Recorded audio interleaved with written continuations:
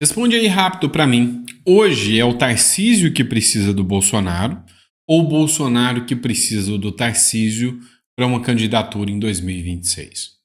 Tudo isso precisa ser discutido porque está acontecendo sim ali um certo climão, vamos dizer assim, um certo atrito, né? No editorial de ontem eu mostrei para vocês que o Bolsonaro ficou um tanto quanto chateado com o Tarcísio, ao Tarcísio anunciar ali que, sabe, pode ser que ele seja o candidato a presidente, pode ser que seja com ele, pode ser que o Kassab esteja falando muito sobre isso, o Nunes também, e o Bolsonaro falou que ele é o único que consegue vencer o Lula e não o Tarcísio. Vamos falar sobre isso, vamos explicar um pouquinho sobre isso, vamos falar também de segurança pública, pessoal.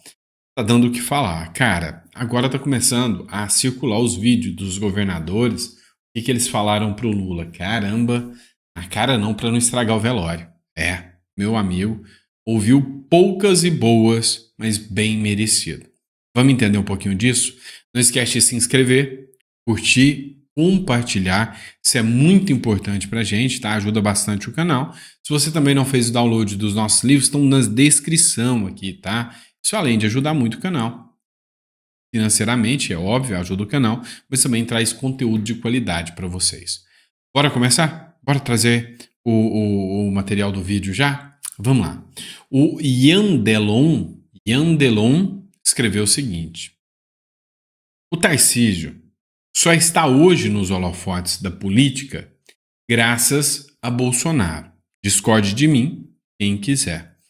É fato, tá? É vero o que o Ian Delon escreveu aqui. Realmente, hoje o Tarcísio é uma figura que sem o Bolsonaro, o Tarcísio não conseguiria, de forma alguma, se impor, né? Não conseguiria se expor, né, dentro da política brasileira. Como jamais seria, vamos falar o português claro, jamais seria o governador de São Paulo. Ponto.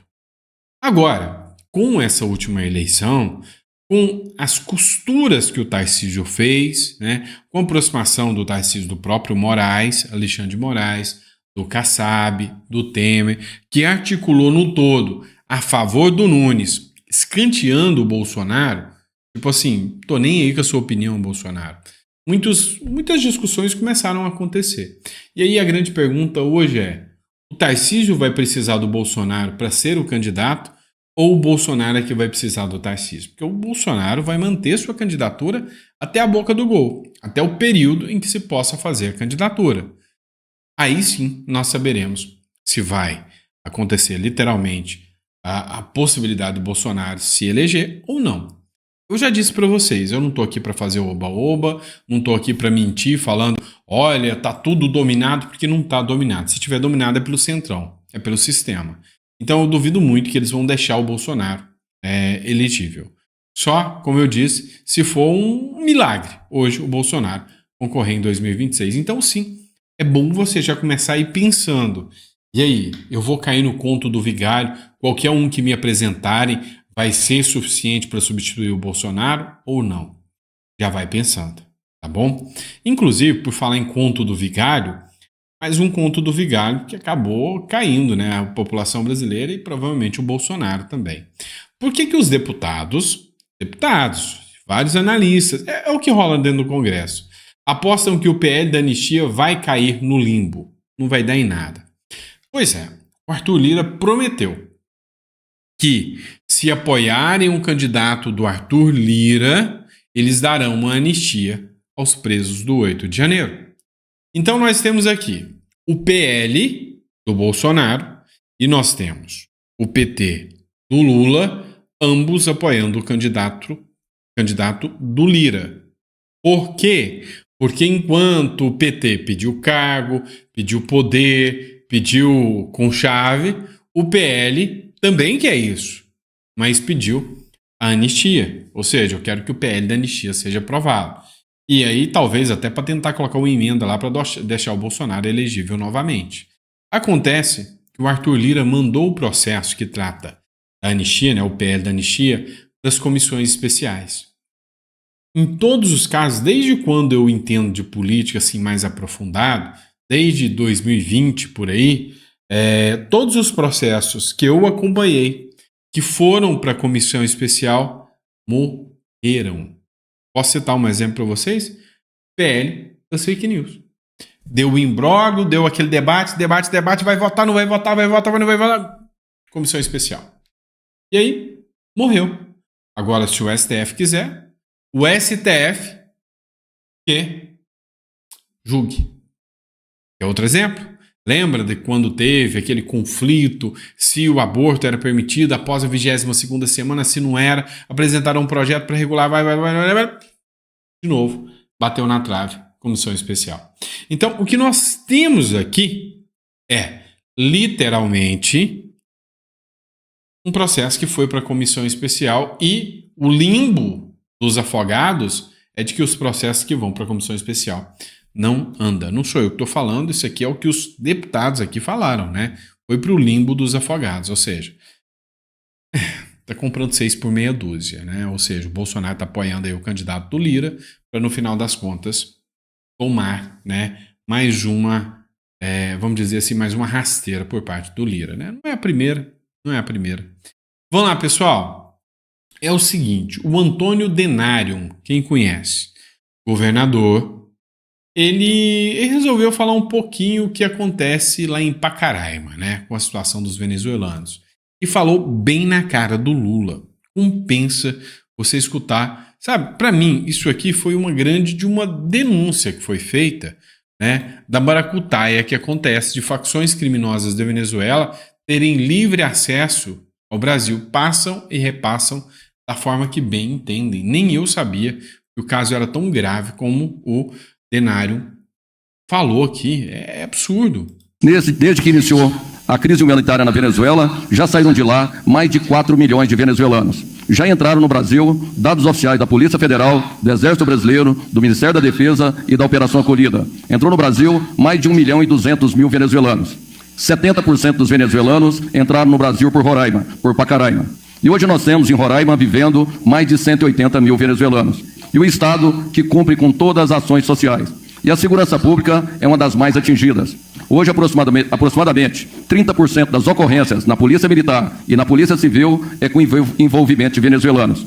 Nós temos hoje, já no Sistema Prisional de Roraima, 515 venezuelanos que foram condenados pela Justiça Brasileira por ter cometido os crimes no Brasil. É praticamente um presídio para manter os venezuelanos. E a manutenção é muito cara, é um valor muito alto para fazer a manutenção. Por isso que eu solicito a revisão na Lei de Imigração do Brasil. Eles entram no Brasil como refugiados. Você está vendo até agora o quanto que ele fala dos custos que nós brasileiros temos que para manter venezuelanos que ingressam no Brasil, muitos para cometer crimes, né? Tem muito venezuelano, pessoas maravilhosas no Brasil, que são sempre bem-vindas, mas também sempre há o joio no meio do trigo. Agora, o grave é o que ele falou daqui para frente, presta atenção. E a maioria, praticamente 100%, não apresenta nenhum tipo de documento e nem de antecedentes criminais. Eles entram também por declaração. Dizem que perdeu os documentos durante a viagem e é autodeclaratório. O nome, a filiação, até a data de nascimento é declaratória. E com isso, entra no Brasil também as facções criminosas. Os bandidos que fugiram da Venezuela estão se abrigando no Brasil. E as facções criminosas, elas trabalham com tráfico de droga, com tráfico de pessoas e com tráfico de armas também. Não sei se vocês entenderam, mas para você, venezuelano, entrar aqui no Brasil, você simplesmente chega e fala: meu nome é João. O que você era? Eu era médico lá. Cadê seus documentos? Não tem. Quando você nasceu? Eu tenho 18 anos. Ah, tá bom, assina aqui então que isso é verdade. Assinei. Pode entrar.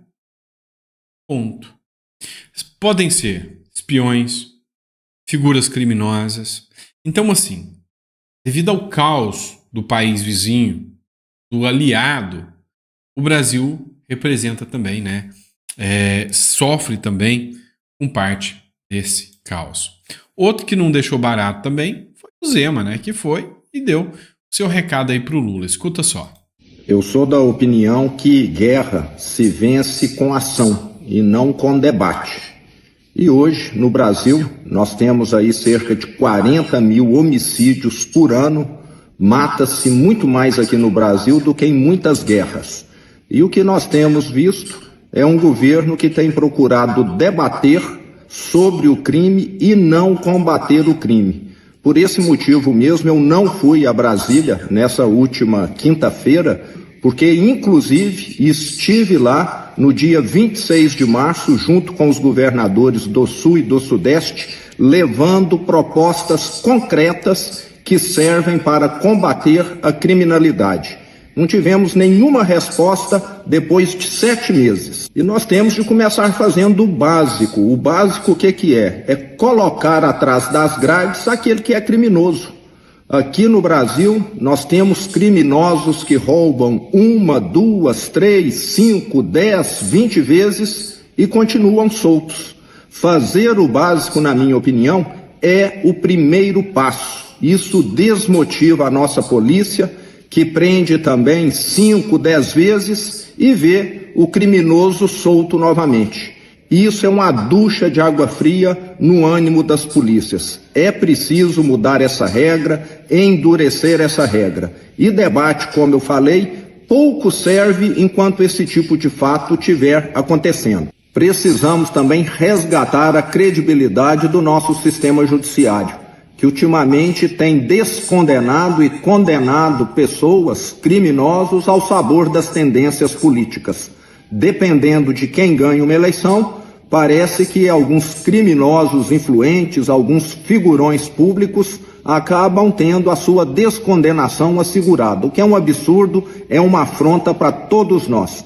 E o que nós queremos também é que o governo federal, em vez de se preocupar muito com os estados, se preocupasse mais com as fronteiras. É através delas onde se entram as drogas, as armas ilegais que são utilizadas pelo crime organizado. Deveria começar a se preocupar em organizar a própria casa. Quem combate o crime precisa ter segurança jurídica. Por isso, eu defendo mais segurança jurídica, mais autonomia para os policiais, que hoje muitas vezes enfrentam dificuldades para abordar criminosos, porque dependendo da abordagem ela pode ser considerada ilegal. Parece mentira, mas é dessa forma que o Brasil tem funcionado.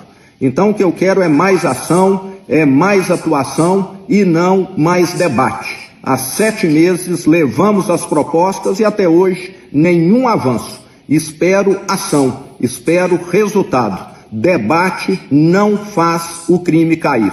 Muito pelo contrário, vai dando tempo para os criminosos se estruturarem, se organizarem cada vez mais. E é isso que está acontecendo no Brasil. Alguém discorda do governador de Minas Gerais? Eu não discordo. Assino embaixo. O nosso problema da segurança hoje são leis totalmente omissas, ultrapassadas, de um legislativo que só se preocupa com o próprio umbigo, um judiciário garantista conivente, e aí a criminalidade gosta do que está vendo. É simples assim. Então, parabéns ao Zema. O Guilherme Derrite também falou sobre o caso. Como é que o Lula vai fazer uma discussão se não chama nem o secretário de Estado para conversar? Ou seja, não tem noção nenhuma de Brasil. Essa turma que está nos altos holofotes lá do poder, não tem noção nenhuma de Brasil. Chega e fala, tá aqui a PEC, eu vou mandar em tudo e danem-se vocês. O pensamento, a ideologia é o controle do Brasil e não o controle da criminalidade. Olha o que o Derrite fala aqui. E cá entre nós, o governo federal vai mal em muitos aspectos. Mas segurança pública eu tenho, assim, tecnicamente falando, convicção, com base em evidência, em números, que eles não conhecem absolutamente nada. Eles formularam um texto sem ouvir os estados, sem ouvir os secretários de segurança pública, nem as entidades representativas, associações de oficiais, de praças da Polícia Militar, de delegados da Polícia Civil, de escrivães, de investigadores, não ouviram os comandantes gerais, não ouviram o Conselho do Secretário de Segurança Pública do Brasil, CONSESP, não ouviram o Conselho dos Delegados de Polícia, então fizeram um drama tão grande em cima da PEC, e quando a gente foi ver o texto, basicamente muda o nome da Polícia Rodoviária Federal para Polícia Ostensiva Federal, gera uma série de diretrizes de caráter obrigatório aos estados, invadindo a competência dos governadores. Quando, na verdade, o que o governo federal deveria fazer é uma ação coordenada junto com os estados para combater o crime organizado no Brasil, que ninguém quer pôr o dedo nessa ferida, Augusto. Vocês sabem do que eu estou falando. Nós nunca tivemos a interferência do crime organizado de maneira tão grande quanto nessas eleições municipais. Se a gente não cuidar o Brasil vira um narco-estado. E eu garanto para vocês que aqui em São Paulo a gente está fazendo a lição de casa. E aí, é aquele ponto, vai virar ainda? Será que não estamos um pouco atrasados nesse discurso? Será que ainda vai virar um narco-estado? Pois é, na minha visão, acho que está um pouco atrasado até o discurso do Derrite aqui. Eu acho que até já estamos a passos longos sobre isso. Eu comecei falando com vocês sobre o Tarcísio, né? Se o Tarcísio precisa do Bolsonaro ou se o Bolsonaro precisa do Tarcísio. O Carlos Bolsonaro anda publicando umas, para mim, são indiretas pro Tarcísio, tá? Vocês podem entender o contrário, mas na minha visão é meu palpite. Isso é indireta pro Tarcísio. Primeiro, o Carlos Bolsonaro fez a publicação dessa matéria da Revista Oeste, que diz o seguinte: o Múcio diz que Bolsonaro deve ser punido pelo 8 de janeiro. E aí ele fala, leia a descrição. Ponto. Vamos ler a descrição, né? Então surgem aqueles brabões de internet e os changeman dos teclados. Frouxo, se vendeu para o Centrão para salvar os seus filhos. A culpa é sua, covarde. Esses são os discursos das pessoas que já estão de saco cheio do Bolsonaro, tá? Que falam que ele se vendeu para salvar os filhos, que ele teve que ceder ao Costa Neto por causa das cagadas que os filhos fazem. Então tem muita gente, os brabões da internet, que no teclado vai lá e digita, né? Quem deixa o comentário no perfil dele, no perfil do Bolsonaro, faz isso. E aí ele já demonstra um certo desgosto com esses comentários, com as críticas. E aí ele continua. Jair Bolsonaro jogou dentro das 4 linhas. E querem, a todo custo, fazer a maior maldade com ele. Imagine, se tivesse dado uma de Jaspion das redes sociais, sofreria as consequências imediatamente. E certamente por ação de alguns sujeitos de alguma sala ao lado da sua. Então aqui o que ele falou? Olha, vocês ficam falando, o Bolsonaro andou dentro das 4 linhas, tinha que ter encarado diferente, tinha que ter feito diferente, tinha que ter dado uma de Jaspion. Se ele tivesse dado uma de Jaspion, hoje ele estaria preso. É isso que o Carlos Bolsonaro falou aqui. Jaspion é uma figura de anime, tá? É um desenho, é um seriado que tinha antigamente, para quem não conhece, Changeman, Jaspion, eram os japoneses que lançaram uma série, que os caras viravam super robôs e saíam destruídos. O Satangou lá, né? Os maus lá, né? O palco sempre esteve armado. E não acredito que quem hoje esbraveja na internet como um samurai virtual não entenda o enredo. É muito claro que eles querem prejudicar e possibilitar outro. Quem? Carlos Bolsonaro falou aqui, ó, é muito claro que estes querem prejudicar e possibilitar outro. Querem outro para 2026, mesmo sabendo que jamais terão sucesso. Tá? São peões do sistema que fomenta a irracionalidade para o final, como o oponente enfraquecido seguir adiante com sua democracia inabalável. Resumindo aqui, se eu entendi errado, vocês me corrijam. Olha, Bolsonaro é o único que pode, ele agiu dentro das 4 linhas, se ele tivesse dado uma de brabão, ele tinha se lascado, estava preso o Bolsonaro, o Flávio Bolsonaro, todo mundo. E agora, que o povo já está desanimado, porque viu isso acontecendo, querem colocar uma outra figura, um Tarcísio, um Caiado, alguém no lugar. Mas não vão conseguir. Porque o único que tem capacidade de derrotar o Lula é o Bolsonaro. E aí, então, se entra outro, o Lula ganha e permanece no poder. Cara, deixa seu comentário sobre isso. Vocês sabem que eu sou crítico, então não vou nem colocar meu comentário aqui para deixar vocês comentarem sobre isso aqui. Tá? A minha visão é que essa centralização demais, nossa, é só ele que pode, não é bem assim o jogo, não. Tá? É a minha visão, mas eu vou deixar por vocês. Para encerrar, eu vou trazer uma matéria do J.R. Guzzo, mostrando que a esquerda está se auto-sabotando. É sério que depois de ver as eleições municipais, vocês estão acreditando que o Lula sem sistema, tá? Eu estou falando aqui, se for para o povo escolher mesmo que o Lula leva essa, eu não consigo, não desce. Não consigo. Cara, o Carlos Bolsonaro acabou de falar que não, porque se vocês colocarem outro, o Lula leva essa. Como? Como? Ah, não, agora se você falar que não, o sistema tem ali seu jeitinho e aquele jeitinho do sistema for aplicado, cara, com Bolsonaro ou sem Bolsonaro, o Lula ganha. Agora se você falar, não, vai ser o povo mesmo que vai escolher. É o povo. Cara, não tem como, né? Entre Tarcísio e Lula, em quem que você vota? Entre Caiado e Lula, em quem que você vota? Entre o cachorro da esquina e o Lula, em quem que você vota? Entre o Pablo Marçal e o Lula, em quem que você vota?